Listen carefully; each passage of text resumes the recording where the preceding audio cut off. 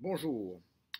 Aujourd'hui, il fait beau, il fait chaud, le soleil brille. J'ai décidé de faire ma quatrième vidéo sur ma petite terrasse, juste à côté de la petite rivière qui coule et dont je vous ai envoyé certaines photos sur ma page YouTube. Je vais être bref car je constate que certaines de mes vidéos ne sont pas visionnées jusqu'au bout.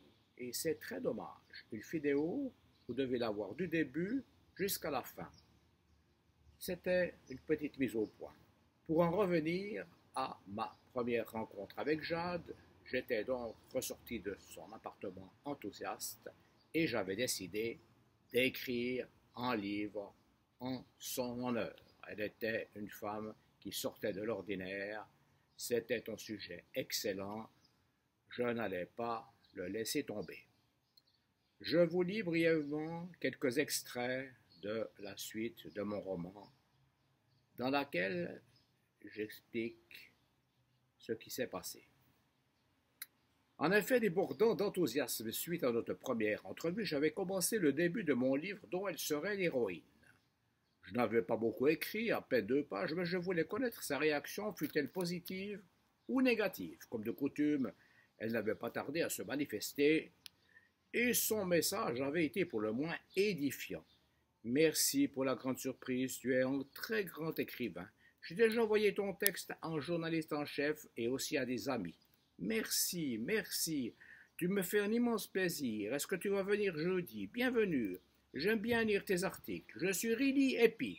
Elle m'avait écrit en anglais, comme elle le faisait régulièrement. Ça voulait dire je suis vraiment très heureuse.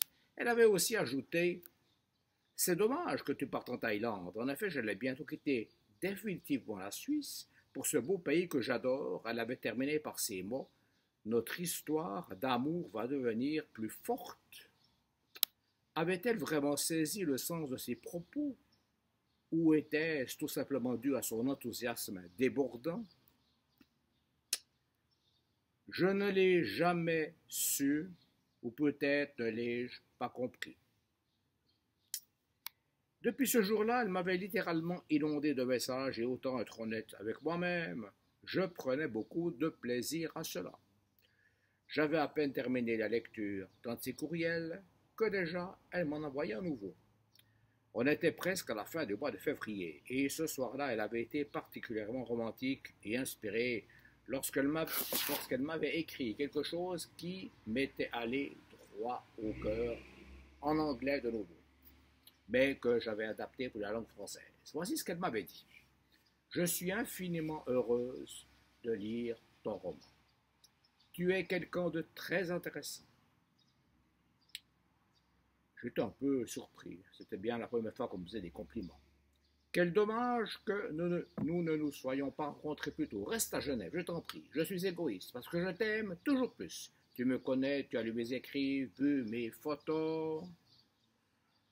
J'ai besoin de parler, de me faire entendre, de pouvoir m'exprimer tout ce que j'ai en moi. Merci beaucoup de ton aide, tu écris vraiment très bien. Puis quelques secondes plus tard, tu me fais une grande faveur. Tu as un grand cœur. Tu apprécies mon travail. Il n'y a pas beaucoup de personnes qui peuvent me lire et me comprendre. Elle avait terminé par une note d'humour en me disant « Ma passion est de faire l'amour avec beaucoup d'hommes. Ah ah ah. » Juste avant d'aller se coucher, elle m'avait envoyé un nombre impressionnant de baisers symbolisés par des stickers représentant 2 lèvres féminines toutes roses. Elle était vraiment charmante avec moi. Je me sentais rajeunir, si bien que chaque jour j'écrivais quelques pages à son attention que je lui envoyais par mail. Je le faisais d'autant plus volontiers que je savais qu'elle appréciait que je lui consacre un livre. Voilà un peu comment s'est déroulée ma rencontre avec Jade, comment je me suis décidé à écrire, quelles techniques j'ai utilisées, beaucoup de mails, beaucoup de rencontres. Mais ce n'est pas fini, nous n'en sommes qu'au début. Merci de m'avoir écouté et je vous dis, comme d'habitude, à bientôt et au revoir.